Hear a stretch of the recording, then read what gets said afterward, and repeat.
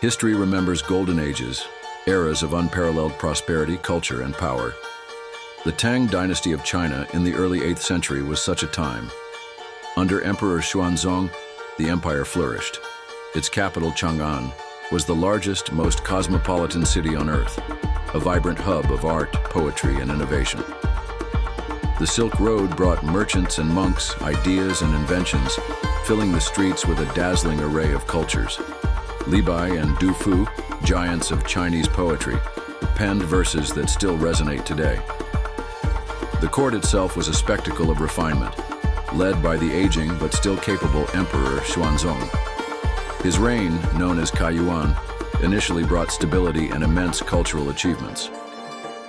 But as the decades passed, the emperor became increasingly withdrawn from state affairs, captivated by arts, spirituality, and his beloved consort, Yang Guifei. Lady Yang, renowned for her beauty and charm, rose from obscurity to become the emperor's most cherished companion. Her influence grew immense, her family members appointed to high positions, accumulating wealth and power. While the arts flourished, whispers of extravagance and nepotism began to circulate. The emperor, lost in his devotion, seemed oblivious to the shifting currents. Meanwhile, on the empire's frontiers, a figure of immense ambition was rising.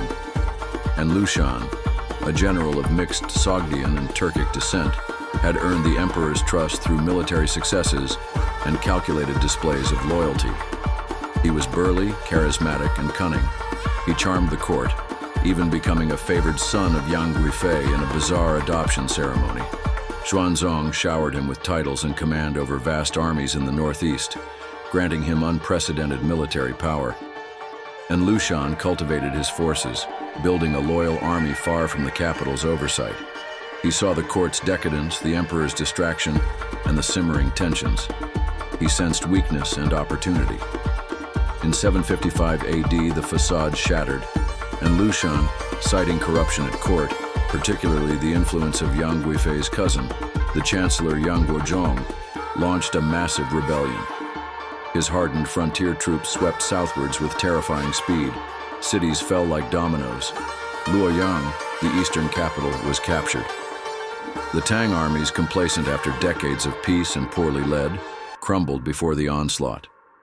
Panic gripped Chang'an. The Golden Age was over. An age of iron and blood had begun. Emperor Xuanzong, Yang Guifei, and the terrified court were forced to flee the magnificent capital they had presided over for so long. The journey was fraught with peril and despair.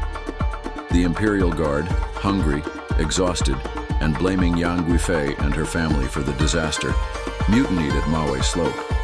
They executed the Chancellor Yang Guizhong and demanded the death of Yang Guifei herself.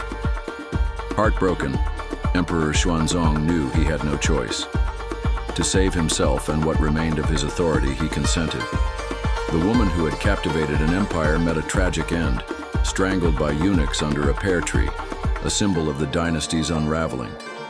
The rebellion raged for 8 long years, even after An Lushan himself was assassinated by his own son. It became a brutal civil war involving shifting alliances, further betrayals, and immense suffering. Chang'an and Luoyang were captured and recaptured, sacked and ravaged. Warlords carved out their own domains. The Uyghur Khaganate was called upon for aid, further complicating the conflict. Though the Tang Dynasty eventually suppressed the rebellion, largely thanks to loyal generals like Guo Ziyi and Li Guangbi, and the efforts of Xuanzong's successors, the empire was irrevocably weakened. The central government lost control over vast territories. The census figures plummeted, suggesting a staggering loss of life. Potentially tens of millions died from warfare, famine, and disease, making it one of the deadliest conflicts in human history. The An Lushan Rebellion marked the beginning of the Tang Dynasty's long decline. The vibrant, confident, outward-looking spirit of the early Tang was shattered. The Golden Age had ended not with a whimper, but with a cataclysmic roar that reshaped China forever. A cautionary tale of how unchecked ambition, courtly indulgence, and the neglect of governance can bring even the mightiest empires to their knees. Subscribe